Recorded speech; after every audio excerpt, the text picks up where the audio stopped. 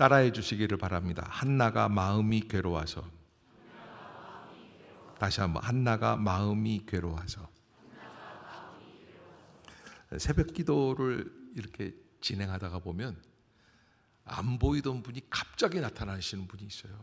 그러면 저는 굉장히 새벽 기도하면서 그분이 평소에 좀 이렇게 교회도 열심히 나오고 그러는 분이면 덜 걱정하는데, 그게 아니라 전혀 잘 안 나오시던 분이 갑자기 새벽에 딱 나타나면 야, 이건 역대급이다.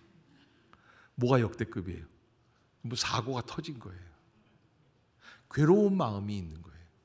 그래야 새벽에 5시에, 여기 5시 반에 이제 예배를 드리거든요. 그러려면 보통 집에서는 4시 반, 5시에는 출발을 해야지 되기 때문에 보통 어려운 일이 아니에요. 저도 가끔은 오늘은 새벽기도 없이 그냥 지나가면 안 될까요? 뭐 이런 마음이 들 때도 있는데 이렇게 오신다는 건 보통 일이 아니죠. 그런데 오셨단 말이에요. 평소에 잘 안 나오시던 분이. 그러면 굉장히 고민이 되고, 나중에 또 새벽 예배 끝나고는 제가 따로 불러서 한번 상담도 하고 또 전화로 묻기도 하고, 10분 중에 한 7분은 일이 생겨요. 그래서 제가 일이 있어야 기도하게 되는 게 인간의 심리다 생각이 들고요. 그래서 목사로서 하나님, 우리 온 교회 성도들이 아무 일도 없기를 원합니다 라고 기도를 하지만, 그래도 새벽에 일어날 만큼 자극은 주시옵소서라고 기도할 때도 있고요. 우리가 이 기도를 잊어버린다는 것은 말이 안 되잖아요. 신앙의 가장 중요한 지표라고 할 수 있는 기준이 되는 게 기도라고 지난주에 제가 말씀을 드렸어요. 그렇기 때문에 기도를 잊지 말아야지 된다. 그래서 사람은 고난이 올 때, 괴로울 때 기도하게 되죠. 오늘 여기 성경에 나오는 한나라고 하는 분도 마찬가지예요. 그런데 이 한나의 기도가 우리에게 큰 은혜가 되는 것은 사실은 멈췄던 큰 공장을 돌리는 스위치를 누르는 사람이 한나예요. 왜 그러느냐 말씀을 드릴게요. 모세가 이스라엘 백성을 애굽에서부터 탈출했잖아요.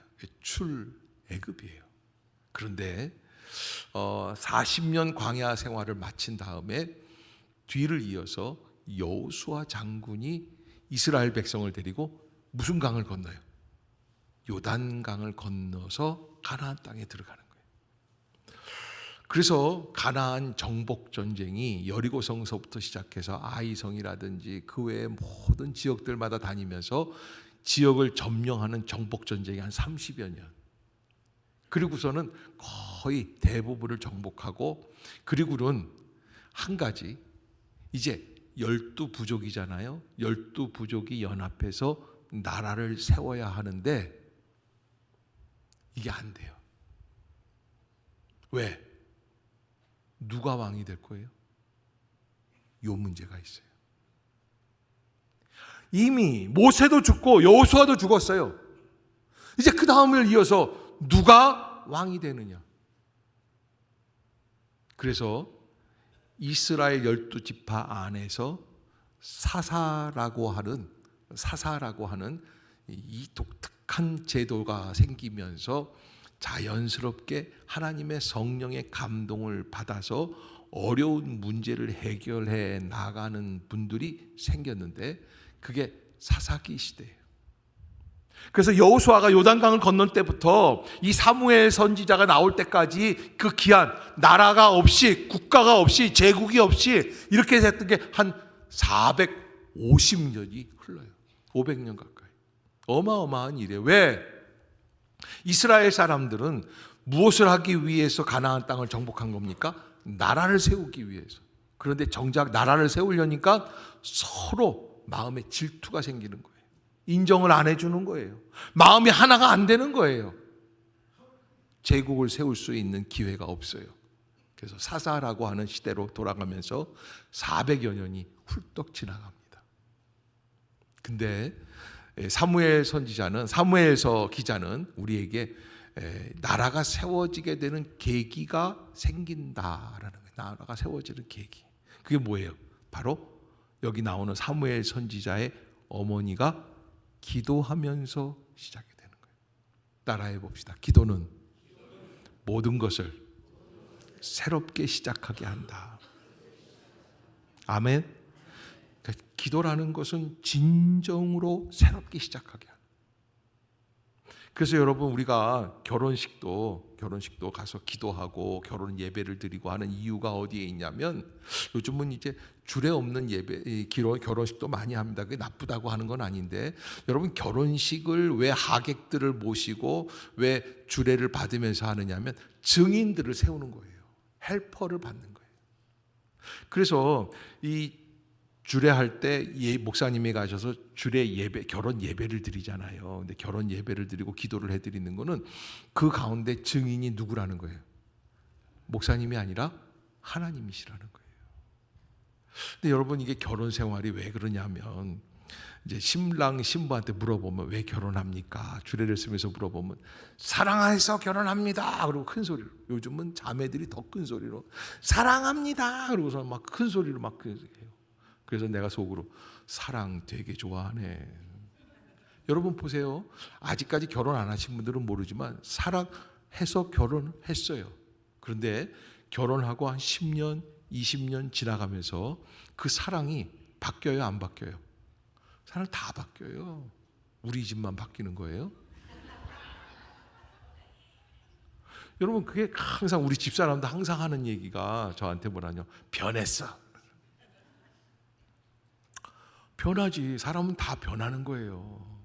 그런데 변함이 없는 분이 있어요. 우리가 기도하는 이유가 거기에 있어요. 뭐예요? 여호와 하나님. 아멘. 우리를 선택해 주시고 불러주시고 한 가정을 이루게 해주시고 두 사람을 연결시켜 주시는 분은 오직 여호와 하나님. 그래서 진정한 행복을 누리려면 누구에게 기도할 수밖에 없어요?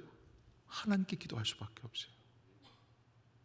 하나님께 두 부부가 마음을 열고 기도할 때 비로소 온전한 가정으로 한 걸음 한 걸음 갈 수 있는 길이 열리는 거예요.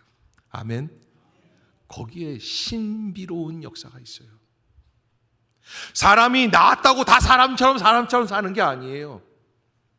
여러분, 인간은요, 시대를 새롭게 하기 위해서 하는 게 있어요. 뭘 해요? 혁명, 개혁, 이런 걸 합니다. 심지어 전쟁도 합니다. 그러나 이런 전쟁이나 혁명이나 개혁은 한계에 부딪힙니다. 종교개혁을 아무리 해도, 종교개혁한 지 몇 년 전에 500주년이 지났습니다.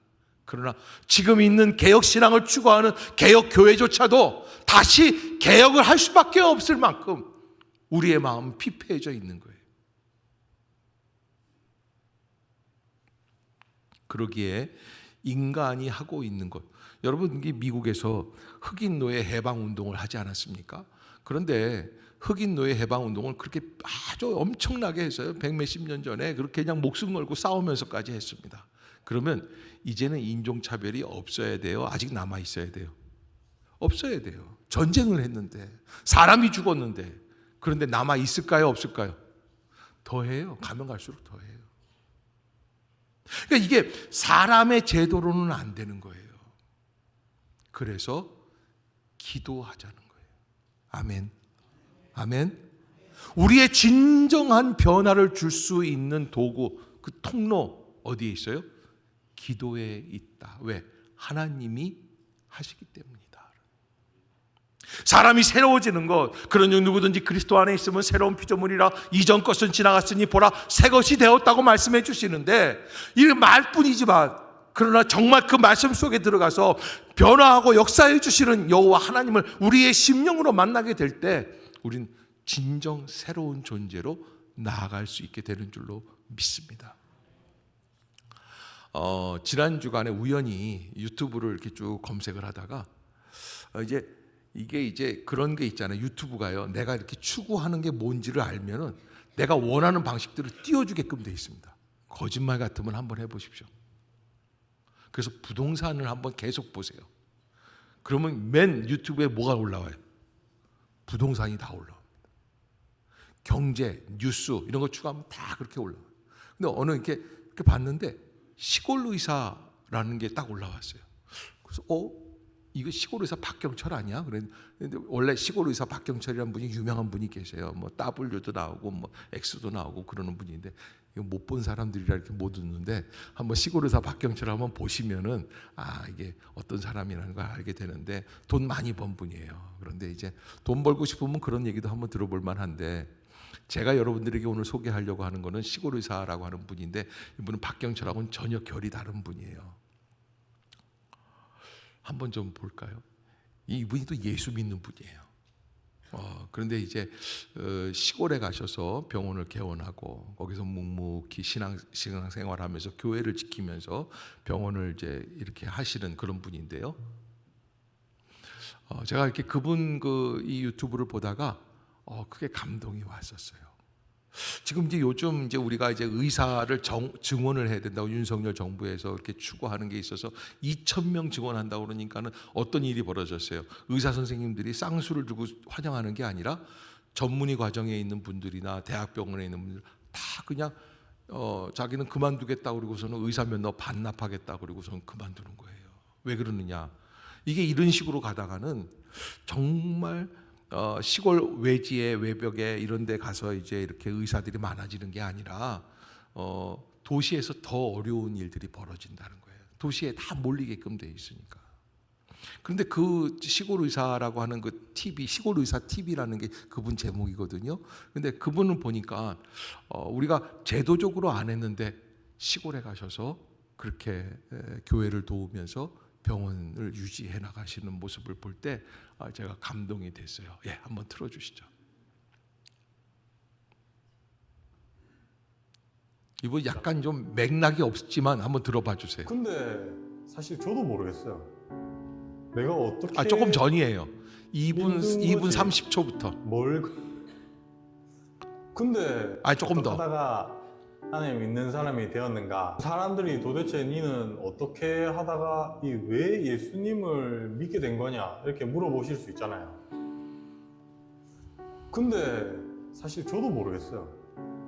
내가 어떻게 믿는 거지? 뭘 근거로 내가 믿은 거지? 왜 믿는 거지?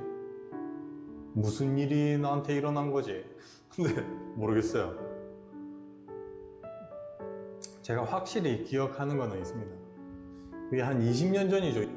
어릴 때는 그냥 엄마 따라서 놀러 교회를 다닌 게 맞고요. 그리고 이제 20대 때 이제 머리도 좀 크고 좀 자유로운 시기가 되니까 그렇게 교회에 가기 싫더라고요. 내가 왜 가야 되나? 이런 불만들이 가득 들어차 있었을 때 이제 학교 선배가 학교 근처 부흥에 이제 저를 데리고 간 거죠. 기억이 생생해요. 마음속으로 내가 도대체 이거 왜 가야 돼? 가기 싫어 죽겠는데. 근데 이제 학교 선배가 야 우리 그 동아리 다 집합해 이래가지고 거의 뭐 목줄 끌고 가듯이 간 거예요. 근데 거기서 이제 말씀을 듣다가 무슨 일이 있었냐면은 내가 죄인이라는 거를 깨닫게 된 거죠. 그 이전에도 뭐 아담이 범죄해가지고 너네는 원죄가 있고 너네는 죄인이야 뭐 이런 말들은 많이 들었지만 이게 내 얘기가 아니라고 생각을 했던 거죠. 근데 이게 내가 왜 도대체 죄인이야? 내가 뭐 사기를 쳤어, 뭐 사람을 죽였어, 뭐 사람을 다치게 했어. 나 그냥 착실히 공부하고 나름대로는 난 정직하게 살아온 사람인데 엄마 아버지 말씀도 잘 듣고 잘 큰 것 같은데 내가 왜 죄인? 이랬던 것 같습니다. 근데 그날은 뭔가 특별했어요. 말씀을 듣다 보는데 그냥 내가 죄인인 거야.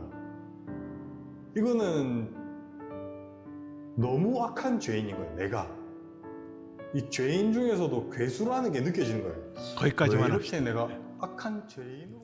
자, 이 분이 말씀하시는 게 지금 이제 그날 이제 부흥회 때 억지로 끌려가서 의대는 이제 규율이 좀 세지 않습니까? 그러니까 선배가 억지로 데려간 거예요. 억지로 간 자리에서 은혜가 됐어요. 목사님 말씀하시는데 여러분들은 죄인입니다. 예수 그리스도의 피값이 필요합니다. 뭐 이런 말씀들을 하시는데 그날따라 이상하게 마음에 꽂히는 게 있는 거예요. 그 말이 믿어지는 거예요. 자기가 죄인이라는 게 들어오는 거예요. 나중에 한번 여러분 이 설교 끝나고 이분의 그 간증 요거를 시골의사 TV에 들어가셔서 한번 보셨으면 좋겠어요. 근데 펑펑 울었대요. 얼마나 울었냐면 데려간 선배가 너 은혜 받았구나, 뒤집어졌구나, 잘됐다 이런 게 아니라 이러다가 얘 어떻게 되는 거 아닌가? 이 정도로 울었어요. 근데 그 울고 죄를 고백하고 회개하면서 변화되기를 시작을 하는데, 그러니까 어떤 마음이 드냐면 선한 일들이 벌어지기 시작하는 거예요. 그래서 어떻게까지 갔느냐? 물론 이 도시 지역에서 병원을 하시는 분들이 나쁜 분이라는 게 아니에요. 다 훌륭한 분들이신데, 그래도 그 중에 마음이 병원이 없는 곳을 찾아가는 마음이 좀 있으면 어떨까 하는 생각까지 들게 되는 거예요. 여러분, 의대 정원 2,000명씩 안 해도 하나님을 만나게 되니까 이상한 일들이 벌어지는 거예요. 변화가 생기는 거예요. 저는 그게 기도의 힘이라고 생각을 하고, 아멘. 우리도 기도해야 그 은혜의 자리에 들어가게 된다. 하나님 많은 것을 준비해 주셨는데 그 은혜를 깨닫지 못하고 내가 고집하고 있는 것들만 갖고 있어야 진정한 축복이라고 생각을 하는 어리석음을 자행하게 되는 것이죠. 그래서 이분이요, 교회 집사고요, 교회에서 막 일을 하고요. 그래서 그냥 넌 의사인데 어떻게 이게 비과학적인 거, 예수님을 믿는다고 그러고 뭐 처녀가 애를 낳았다라는 거, 죽은 사람이 부활했다, 너 의사인데 믿어? 근데 그날 이후로, 그 대학생 때 그 참여하고 회개한 그날 이후로 그냥 믿어지는 거예요. 그럼 어떡하겠냐는 거죠. 여러분, 이 신앙이라는 거는 인간의 노력으로 할 수 있는 게 아니에요. 누가 오셔야지 돼요? 성령 하나님이 우리의 심령 안에 오셔야 될 줄로 믿습니다. 아멘. 우리의 마음을 놓고 해주셔야지 돼요.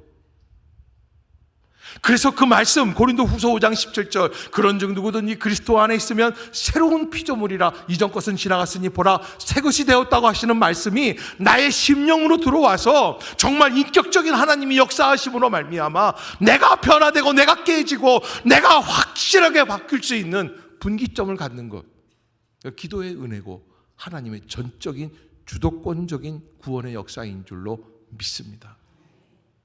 우리가 그것 때문에 주일 나와서 예배하는 거죠. 기도하는 이유도 바로 그것이죠. 내가 기도할 게 별로 없는데, 착각이죠. 여러분, 제가 협박 하나 할까요? 갑자기 또 새벽에 나타나서 중내산에 그러지 말고 이번 금요일 날 와야겠어요, 안 와야겠어요? 아멘? 여러분 꼭 잊지 마시기를 바랍니다. 하나님의 은혜 안에 나올 수 있는 자리가 되기를 바라요. 기도라는 것은 우리가 하나님 앞에서 하나님과의 관계성을 회복하는 역사입니다. 그러기에 어려운 환경들을 극복하는 데 은혜가 있습니다. 혼란과 고난의 역사 속에서 하나님은 기도를 통해 새로운 역사를 열어가게 하십니다. 옆에 사람 한번 바라보세요. 그 손을 좀 잡아주세요. 이렇게 얘기하세요. 따라해 보세요. 당신과 나 사이에 성령께서 새로운 관계를 만들어가 주실 줄로 믿습니다. 아멘. 아멘. 관계의 회복이에요. 지금까지는 사람을 만나면 겉으로 표현을 하고 판단을 하고 또 내 마음에 내 뜻에 안 맞으면 정죄를 하고 미워합니다. 그러나 하나님을 만난다라는 건 뭐예요? 혼란과 고난 속에서 하나님이 새로운 역사를 열어가게 해주실 줄로 믿습니다. 그래서 그 시골 의사 TV에 나오시던 그 의사 선생님, 사실은요 키가 181이래요. 굉장히 큰 키 아니에요. 저같이 170밖에 안 되는 사람들은 마지막 소원이 그거였어요. 주여 5cm라도 더 크게 해주소서. 그런데요, 이 181이 작아지는 때가 있다는 거예요. 언제냐? 서장훈 앞에 서면 작아진다는 거예요. 그날 자기가 교회 나가서 정말 왜 내가 죄인인 걸 깨달았을까? 정말 은혜가 되시는, 절대자 되시는 절대적인 존재 여호와 하나님께서 나의 심령에 들어오시니까 내가 죄인인 게 드러나기 시작을 하는 거예요. 그래서 그 역사는 이해하고 알아듣고 깨닫는 게 아니에요. 그냥 받아들이는 거예요. 아멘. 믿음은 받아들이는 것입니다. 나의 생각과 판단이 다르지만 하나님의 역사가 있기에 그대로 될 줄로 믿습니다. 그러면서 받아들이는 거죠. 한나의 기도는 새로운 시대를 여는 스위치를 누르게 됩니다. 여러분, 한나라는 여자가 대단한 분입니다. 사실은 한나는 아이를 오랫동안 낳지를 못했습니다. 그래서 남편과 상의 끝에 분인나라고 하는 둘째 부인을 얻게 됩니다. 그러면 분인나는 아이를 많이 낳았어요. 자연스러운 모습이, 사실은 사람은 말 타면 경마 잡히고 싶다고 들어갈 때 마음하고 나올 때 마음이 다른다고 그러잖아요. 그래서 아이를 많이 낳으니까 이 집에서 실권이 누구예요? 남기라, 나예요. 애들이 수두룩 빽빽한데 내가 그래도 이 집의 주인이구나. 안 주인이야. 저 한나라는 여자, 저거 첫 번째 부인이지만 아무것도 아니야. 애가 없어. 남편이 누구를 이뻐합니까? 부인들을 이뻐하는 게 아니에요. 부인이 낳은 아이들을 이뻐하잖아요. 그러다 보니까 자연적으로 분인나 쪽으로 관심이 기울어지는데, 여러분, 이 분인나가 그 정도로 끝내는 사람이 아닙니다. 분인나의 하는 모습을 보면은 이렇게 얘기를 합니다. 6절을 한번 볼까요? 1장 6절을 보면 여호와께서 그에게 임신하지 못하게 하심으로 그의 적수인 분인나가 그를 심히 어떻게 해요? 격분하게 하여 괴롭혔더라. 계속 조롱하는 거예요. 아이고, 애도 못 낳는 여자가 밥은 뭐 저렇게 먹으려고 그래. 여보, 옷 좀 사야 돼. 애도 못 낳는 여자가 뭔 옷을 입으려고 그래. 모든 기승전 뭐예요? 애 못 낳는 걸 핍박하는 거예요. 그러면 여러분, 우리가 자연스럽게 이런 여자가 우리 집안에 들어오게 되면 자연스러운 반응이 어떻게 돼야 됩니까? 창세기 16장으로 한번 가봅시다. 창세기 16장에 보면 우리가 믿음의 사람이라고 생각했던 분들 중에서 대단한 분들이 나오는데, 아브라함의 처 누굽니까? 사라의 얘기가 나옵니다. 창세기 16장 한번 보세요. 사라도 똑같습니다. 아이를 못 낳았어요. 그래서 자기 몸종 하갈을 둘째 부인으로 얻게 됩니다. 떡하니 하갈이 애가 들어서게 돼요. 그러니까 그때부터 하갈이 사라를 구박을 합니다. 사라는요, 그 구박을 그냥 받아주고 있을 여자가 아니에요. 뭐라고 그러냐면 5절을 한번 보겠습니다. 사라가 벌써 눈꼴 사나운 일을 보고 창세기 16장 5절에 사라가 아브라함에게 이르되 내가 받는 모욕은 당신이 받아야 옳도다. 여러분, 여자분들 하는 게 있습니다. 패턴이 일정한데 다 자기의 불행은 누구 때문이에요?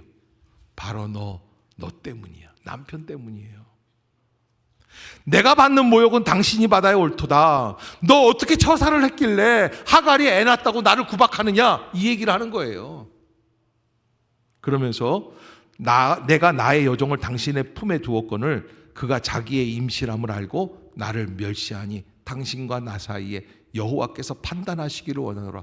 하나님이 저주할 테니까 넌 죽어라, 이 얘기예요. 무서운 얘기입니다. 그러니까 아브라함이 또 뭐라 그러냐면 아브라함 한술 더 뜹니다. 네 여종인데 네가 알아서 해. 어떻게 합니까? 그래서 6절에 사라가 한 게 있습니다. 6절 시작. 아브라함이 사라에게 이르되 당신의 여종은 당신의 수중에 있으니 당신이 눈에 좋을 대로 그에게 행하라 하며 사라가 하갈을 학대하였더니, 여러분, 이래야 맞아요. 이게 정상적인 집안이에요. 그런데 한나는 어떻게 했어요? 한나가요, 그 괴로운 마음을 붙들고 사무엘상 1장으로 다시 돌아옵시다. 1장 10절. 사무엘상 1장 10절. 예. 시작. 한나가 마음이 괴로워서 여호와께 기도하고 통곡하며. 사라는, 그 믿음의 조상 아브라함의 처 사라는 한결같이 하나님께 순종하던 자인데 그도 하갈을 내쫓았는데, 그러나 한나는 마음이 괴로운 그 마음을 가지고 누구에게로 나아갔다? 하나님께로 나아갔다. 분인나가 자기를 열받게 하는 정도가 아닙니다. 여러분, 엘가나는 이렇게 얘기를 합니다. 엘가나 남편인데 남편이 잘 해줍니다. 모든 것을 분인나보다 더 많이 한나에게 채워줘요. 그래서 남편이 이런 얘기까지 합니다. 8절, 1장 8절 시작. 그의 남편 엘가나가 그에게 이르되 한나여 어찌하여 울며 어찌하여 먹지 아니하며 어찌하여 그대의 마음이 슬프냐. 내가 그대에게 10 아들보다 낫지 아니하냐. 분인나에게 한 2캐럿짜리 다이아몬드 반지를 사줬다면 한나에게는 10캐럿짜리 다이아몬드 반지 사준 거예요. 1,000만 원, 2,000만 원짜리. 그러면 이 말을 듣는 여러분들은 침을 꼴깍 삼키면서 나는 10캐럿까지 안 가도 돼. 3캐럿만 해도 한 500, 1000 갈 테니까 그 정도면 충분하다 할 텐데, 여러분 아무리 충분해도요 1,000만 원짜리 받을 땐 기분이 좋지만 2,000만 원짜리 내 앞에 나타나면 완전히 기죽습니다. 그런데 한나는 이런 물질적, 세상, 상황적, 환경이 주고 있는 안일함에 빠지지 않고 마음이 괴로워서 누구에게 기도하고? 여호와께 기도하고 통곡했다라고 말씀을 하세요.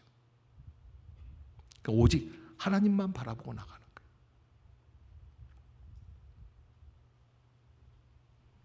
그 여인이 나중에 아이를 낳습니다. 그리고 마침내 하나님께 그 아이를 약속대로 주님께 바칩니다. 그 약속을 잊지 않은 여인 한나예요. 그래서 하나님은 이스라엘의 새로운 역사를 시작하게 할 수 있는 한 사람, 사무엘을 어디에서 태어나게 했느냐? 한나라는 여인에게서 태어나게 해주시는 것을 보게 돼요. 저는 우리가 복을 받는 게 중요한 게 아니라 왜 복을 받았는가. 제가 지난주에도 말씀드렸지만 기도해서 기적이 일어나면 기적이 정말 좋지만 한 가지 알아야 될 것 따라해 봅시다. 기적은 나의 욕심을 채우는 도구가 아닙니다. 나의 욕망을 채우는 게 아니에요. 나의 욕심을 채우는 게 아니에요. 이 문제만 해결하면 이제 방학 끝, 모든 것 다 끝나고 이제부터는 그냥 만판 놀자, 이렇게 하는 게 아니에요. 하나님의 뜻이 어디에 있는지 그 은혜를 찾아 나가는 것이죠. 스코틀랜드 영국 개혁교회의 효시라고 할 수 있는 존 낙스라고 하는 분이 계십니다. 요한 칼빈하고 함께 스위스 제네바에서 이렇게 종교개혁을 실시하고 있는데 스코틀랜드 교회에서 그분에게 청이 왔어요. 스코틀랜드 교회를 위해서 오셔서 교회를 위해서 일해 주십시오. 그 말을 듣고 존 낙스가 기도했다는 거예요. 어떻게 기도했느냐? 스코틀랜드를 제게 주시옵소서. 여러분, 보통 기도는 그 정도 돼야 돼요. 3캐럿짜리 하나 주시옵소서, 뭐 이런 게 아니라 스코틀랜드를 하나 주십시오. 왜? 내가 믿음으로 통치하겠습니다. 그때 영국에 메리라고 하는 아주 유명한 악독한 여인 여왕이 있었습니다. 그 사람은 가톨릭을 지켜나가는 사람이었기 때문에 개혁신앙을 추구하는 사람들을 다 모두 잡아 죽였습니다. 존 낙스도 그렇게 해서 감옥에 들어갔습니다. 감옥에서 들어앉아 있으면서 메리가 살고 있는 궁전을 바라보며 매일 기도했다는 거예요. 그런데요, 놀라운 일이 벌어졌어요. 7년이 되지 않아서 메리가 암에 걸려 죽게 됩니다. 그때 죽으면서 한 이야기가 있습니다. 영국 군대 100만 명보다 기도하고 있는 존 낙스, 저 한 놈이 더 무섭다. 내가 한 얘기가 아니라 메리 여왕이 한 얘기예요. 시대가 바뀌어요. 그래서 그 다음부터 엘리자베스 1세 여왕이 들어와가지고 개혁신앙을 인정하는 바람에 완전히 뒤바뀌는 역사가 일어나요. 한 사람의 기도는 어마어마한 새로운 시대를 열어가게 합니다. 저는 우리가 하나님 앞에서 가정을 이끌어가지만, 사업을 하고 있지만, 그러나 제대로 된 궤도에 들어가지 못하고 계속 이상한 길로 빠져나가고 있다 할 때에는 무엇을 해야 됩니까? 기도부터 하는 거예요. 기도의 자리에 나오는 거예요. 기도의 말씀을 붙잡고 기도로 나아갈 수 있는 용사들이 되시기를 주의 이름으로 부탁합니다. 기도가 만사입니다. 모든 것을 변화시킬 줄로 믿습니다. 기도의 최선의 길이 열리게 될 줄로 믿습니다. 그 사실을 잊지 마시고 기도의 자리에 나와서 함께 눈물로 기도하며 하나님의 영광을 바라볼 수 있는 믿음의 성도들이 되시기를 주의 이름으로 축복합니다. 저는 여러분들이 이번 이 7월 5일 12광주리 이 시간을 통해서 그냥 이렇게 하는 분들도 있을 거예요. 되나 봐라. 아유, 구경이나 하지. 뭐 이런 생각. 나를 위한 자리가 아니지. 그러나 옆에 사람 한번 쳐다보세요. 옆에 사람. 옆에 사람 바라보세요. 그리고 얘기하세요. 내가 볼 때 당신이 꼭 와야 됩니다. 그날 만납시다. 아멘. 잊지 마십시오.